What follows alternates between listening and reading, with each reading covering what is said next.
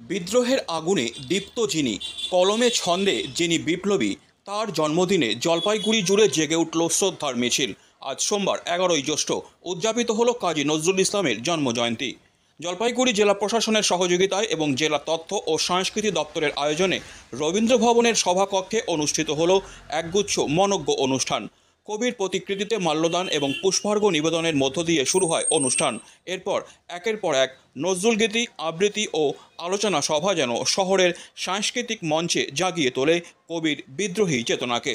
অনুষ্ঠানে উপস্থিত ছিলেন সদর মহকুমা শাসক তমজিৎ চক্রবর্তী এবং জেলার বিশিষ্টজনেরা। এই উপলক্ষে মহকুমা শাসক বলেন, নজরুল কেবল বিদ্রোহের কবি নন, তিনি মানবতার সম্প্রীতির কবি। আজকের সমাজে তার চিন্তা চেতনা আরও প্রাসঙ্গিক। কাজী নজরুলের জন্মজয়ন্তী সমর্যাদায়, যথাযোগ্য মর্যাদায় পালিত হচ্ছে। কাজী নজরুল বাঙালির প্রাণের দুখুমিয়া বিদ্রোহী কবি।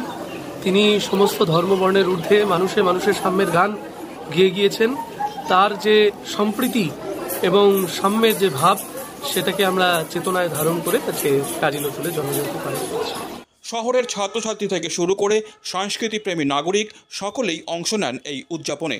অনুষ্ঠান জুড়ে নজরুলের গান, কবিতা আর আলোচনা যেন নতুন প্রজন্মকে আরও একবার চিনিয়ে দেয় বাংলার এই অবিস্মরণীয় সন্তানের চেতনার সৌরভ।